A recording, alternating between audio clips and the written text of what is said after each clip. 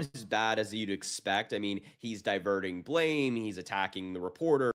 All right, folks, check this out. For the first time ever, Donald Trump was just asked to his face about these new Epstein emails where he is incriminated in them. He appears to be central to what Epstein was doing, and his response is about as bad as you'd expect. I mean, he's diverting blame, he's attacking the reporter, he himself is kind of freaking out at the question, and I think it's clear from what he's saying here, from his tone, that there's a lot of panic inside of Donald Trump, inside of his regime as well. So I want to show you Donald Trump's answer to this question when he was asked about the emails. But before I do that, make sure to subscribe down below, drop a like on the video, comment, let me know what you think about this story. I will continue to cover the Trump Epstein story on this channel. As a reminder, I have the flu right now, and I once again wanted to say I appreciate you all so much for your support during my sickness and still supporting, even though I'm not posting as much as I'd like to because I'm so sick. But regardless, let's dive in. Before we listen to this answer from Donald Trump,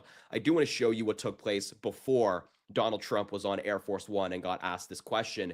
As he was boarding Marine One, the helicopter, to go to Air Force One to fly down to Florida, Donald Trump completely ignored a bunch of questions surrounding Jeffrey Epstein from a bunch of reporters. Just take a look at this clip. You'll see what I mean. Do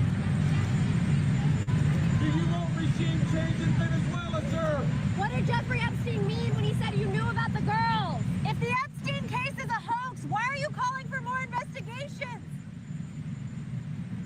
Yeah, so some really good questions from reporters, and this is Donald Trump just walking away. He's not even attempting to engage or pretending to engage. He's just continuing to walk away from these reporters, completely ignoring their questions. And that's the same thing that happened when he got off the helicopter to board Air Force One for Florida. He also didn't take any questions there as well. Take a look.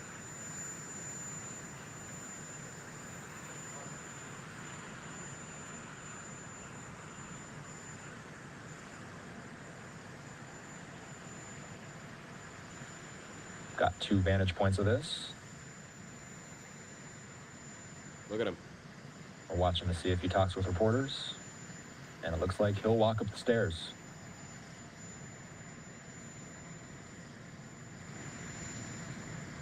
No reporters, no questions taken. And so he's running away from these journalists. He will not answer any questions about Epstein until he kind of got cornered on Air Force One. And you can tell from this clip we're about to listen to, he very clearly did not want to answer this question. And it sort of appears to me that the behind the scenes, Trump and his team had been like somewhat crafting an answer to this question. They knew it would come eventually, kind of workshopping something to respond with. And so you can tell me what you think in a moment. But this is what Donald Trump was asked, and this is his answer to the first question about the Epstein emails. Take a look. Too much. Okay? Mr. President, what did Jeffrey Epstein mean in his emails when he said you knew about the girls? I know nothing about that. They would have announced that a long time ago.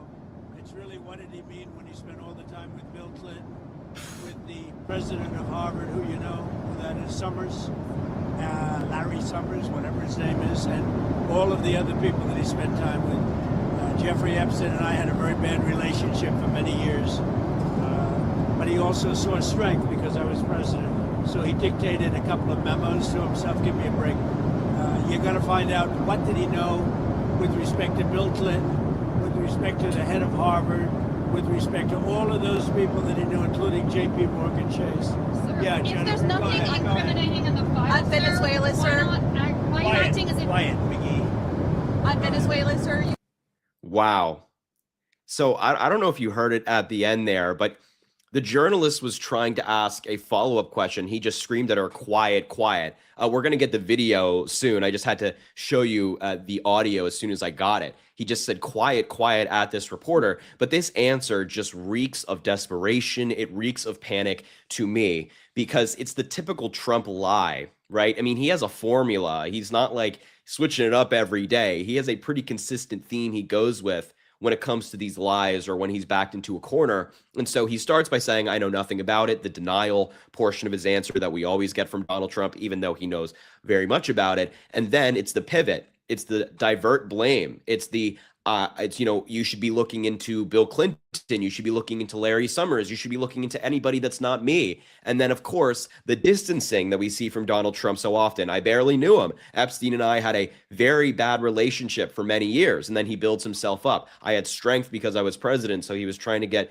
close to me. And then, of course, he concludes with, these are the real people that knew Epstein. These are the real people you should be going after. Don't go after me. I mean, this is a typical Trump answer. And a typical Trump answer spells guilt, because when Donald Trump does stuff like this, he's lying. Anytime he opens his mouth, he's lying. And it's just so comical that Trump is trying to pretend like he had a bad relationship with Epstein, given everything that's come out recently. I mean, do you remember the birthday card where they talked about sharing certain things in common and certain secrets, and enigmas never age? I mean, just a very creepy birthday card. There was also that photo that was subpoenaed by the Epstein estate, that was released by the Epstein estate as part of a subpoena, where Epstein is holding a check where Donald Trump is buying a woman from him. This huge check for around, I think it was $25,000. But that apparently, according to that, and of course you have all the photos and videos of Donald Trump and Epstein, all of the different documentation of them hanging out and them being best friends, and Epstein on audio saying they were best friends and whatnot. But that apparently is just all false, and Donald Trump is trying to get people to ignore their own eyes. But I do want to actually talk about this follow-up question from the journalist, because this is a really good one. It's also a question we heard in this video. But Donald Trump earlier today at 10:35 in the morning, as part of his distraction campaign with this whole Epstein thing, said that he's asking Pam Bondi and the Department of Justice with the FBI to investigate Epstein's involvement with Clinton, Bill Clinton, that is, Larry Summers, Reid Hoffman, JP Morgan Chase, and many other people and institutions. So number one, the problem is the president of the United States is directing the attorney general to investigate exclusively Democrats, which both of those things are bad. The president directing an investigation and also exclusively investigating Democrats.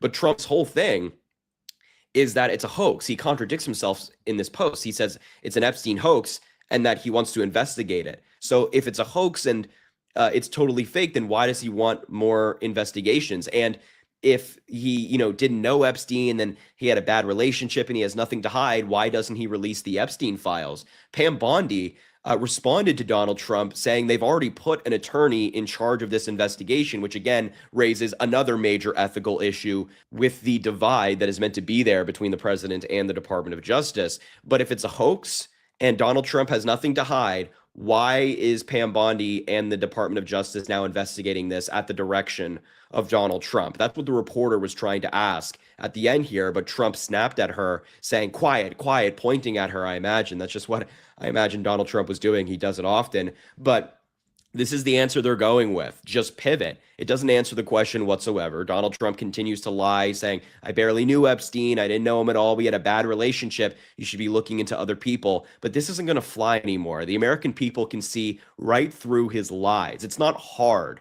Given all of the evidence we have in the public anymore, it's not even like a question if Donald Trump and Jeffrey Epstein were friends. The major question now, which I think we're slowly getting an answer, is, did Donald Trump do anything wrong in connection to Epstein? And given the evidence we've gotten, it seems like maybe. So look, I'll leave the video there. I just had to show you this response. Make sure to subscribe down below, drop a like on the video, comment, let me know what you think about this story. And as I always say, I greatly appreciate you, and I hope you have an amazing rest of your day.